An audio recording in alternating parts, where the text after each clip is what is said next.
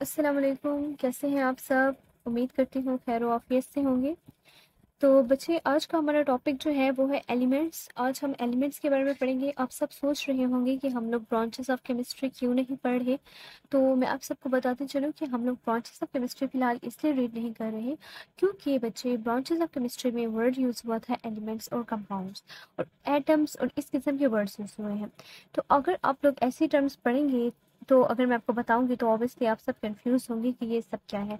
इनका डिटेल में पढ़ना ज़रूरी है। जिस तरह मैंने आपको सब्सटेंसेस डिटेल में पढ़ाया है, इसी तरह एलिमेंट्स को भी डिटेल में पढ़ेंगे, कंपाउंड्स को भी डिटेल में पढ़ेंगे और एटम का कॉन्सेप्ट फिलहाल अभी केपीके की बुक में तो मौजूद नहीं है, लेकिन मैं आपको एटम का भी कॉन्सेप्ट डिटेल में दे दूंगी। और फिर हम लोग जब ब्रांचेस पे जाएंगे, इन सब टर्म्स को एक्सप्लेन करने के बाद हम फॉरेन ब्रांचेस रीड करेंगे। इंशाल्लाह फिर आपको हर चीज़ बहुत अच्छे से समझ आएगी क्योंकि आप उन सब टर्म्स का कॉन्सेप्ट डीप तरीके से ले चुके होंगे। तो हम आ जाते हैं अपने टॉपिक की तरफ। हमारा टॉपिक है आज का एलिमेंट। एलिमेंट को हम सबसे पहले रीड कर लेते हैं, लेकिन उन सबसे पहले मैं आपको एटम के बारे में बताती चलूँ कि एटम क्या होता है। ठीक है, तो बच्चे, एटम तो आप बचपन से पढ़ते आ रहे हो कि एटम क्या होता है, लेकिन मैं आपको फिर से भी बता देती हूँ कि एटम की एग्जैक्ट डेफिनेशन क्या है। ठीक है, atom is the smallest particle of element.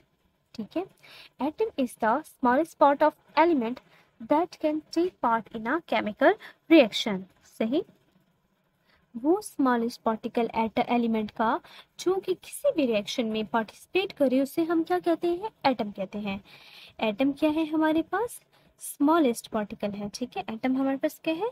Smallest particle है जो कि किस में पार्टिसिपेट करे? किसी भी रिएक्शन में पार्टिसिपेट करे। क्या कहलाता है हमारे पास? एटम कहलाता है। ये स्मॉलेस्ट पार्टिकल है किसका? हमने कहा ये स्मॉलेस्ट पार्टिकल है एलिमेंट का।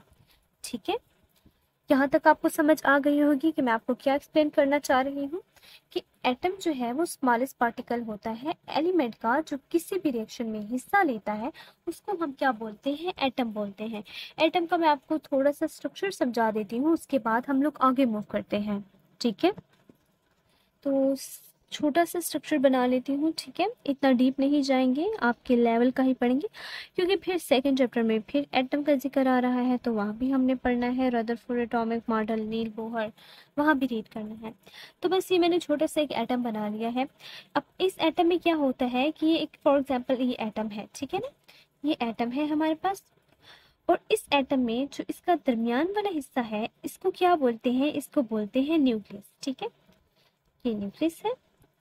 और जो बाहर वाले हमारे पास इस किस्म की बाउंड्रीज आपको नजर आ रही हैं, ये क्या कहलाते हैं? ये हमारे पास कहलाते हैं शेल्स। ये शेल्स होते हैं हमारे पास, इस तरह बहुत सारे शेल्स होते हैं। जो इसका मेन रीजन है, जो दरमियान वाला पार्ट है, यहाँ पे दो चीजें मौजूद होती हैं, पी एंड एन। अब ये पी एंड एन क्या है? जो हमारे पास पी है उसका मतलब है प्रोटॉन और जो हमारे पास एन है उसका मतलब है न्यूट्रॉन। जो एटम का न्यूक्लियस होता है उसके अंदर दो चीजें मौजूद होती हैं, प्रोटॉन एंड न्यूट्रॉन। लेकिन जो आउटर शेल है उसके अंदर हमारे पास इलेक्ट्रॉन मौजूद होते हैं। ई नेगेटिव मतलब इलेक्ट्रॉन्स। जो प्रोटॉन होता है उसके ऊपर कौन सा चार्ज होता है? इलेक्ट्रॉन के ऊपर चार्ज होता है पॉजिटिव। और जो न्यूट्रॉन होता है, न्यूट्रॉन के ऊपर कौन सा चार्ज होता है? न्यूट्रॉन के ऊपर कोई चार्ज भी नहीं होता। न्यूट्रॉन हमारे पास क्या होता है? बिल्कुल न्यूट्रल, इसके ऊपर कोई चार्ज भी नहीं होता। जो इलेक्ट्रॉन होता है उसके ऊपर कौन सा चार्ज होता है? जो इलेक्ट्रॉन होता है उसके ऊपर होता है नेगेटिव चार्ज। प्रोटॉन के ऊपर पॉजिटिव चार्ज, न्यूट्रॉन के ऊपर नेगेटिव चार्ज और न्यूट्रॉन के ऊपर न्यूट्रल चार्ज, कोई चार्ज नहीं होता और इलेक्ट्रॉन के ऊपर नेगेटिव चार्ज होता है। तो ये मैंने आपको दिया है थोड़ा सा कंसेप्ट एटम का। जो स्मॉलेस्ट पार्टिकल होता है, रिएक्शन में हिस्सा लेता है, और एलिमेंट जो है, एलिमेंट का एक स्मॉलेस्ट पार्टिकल होता है। हम कहते हैं जो एटम होता है वो बिल्डिंग ब्लॉक होता है। किसका बिल्डिंग ब्लॉक होता है? मैटर का बिल्डिंग ब्लॉक होता है। ठीक है, मैटर का बिल्डिंग ब्लॉक कौन होता है? एटम होता है। Atom is the building block of matter. यानी कि जिस तरह ये ईंटें जो है मिलके एक दीवार बना रहे हैं, उसी तरह ही एटम्स मिलकर हमारे पास क्या बनाते हैं, एक पूरा मैटर बनाते हैं। सही, उसी तरह ही एटम्स मिलके पूरा क्या बनाते हैं, मैटर बनाते हैं। तो बस बच्चे आपने यहाँ से क्या सीखा, मैं आपको ये बताना चाह रही थी कि इसके 3 फंडामेंटल पार्टिकल्स होते हैं, इलेक्ट्रॉन, प्रोटॉन और न्यूट्रॉन। इलेक्ट्रॉन्स आउटर शेल में रिवॉल्व कर रहे होते हैं और प्रोटॉन और न्यूट्रॉन बिल्कुल न्यूक्लियस के सेंटर में मौजूद होते हैं, ठीक है, जो कि न्यूक्लियस के अंदर मौजूद होते हैं और मूवमेंट शो नहीं करते, जबकि इलेक्ट्रॉन्स आउटर शेल में रिवॉल्व कर रहे होते हैं। प्रोटॉन पे पॉजिटिव चार्ज होता है, इलेक्ट्रॉन पे नेगेटिव चार्ज होता है।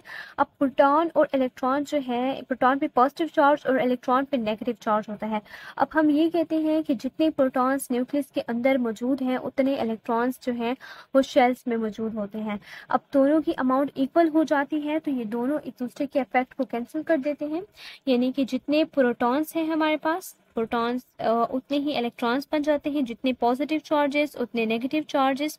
तो हमारे पास दोनों एक दूसरे के इफेक्ट को कैंसिल कर देते हैं और पूरा का पूरा जो न्यूक्लियस है वो न्यूट्रल बन जाता है, यानी कि atom as a whole neutral, इस पे कोई भी चार्ज नहीं आता और ये बन जाता है न्यूट्रल। यही मैं आपको बताना चाह रही थी एटम का थोड़ा सा कंसेप्ट जो मैंने आपको एक्सप्लेन कर दिया है।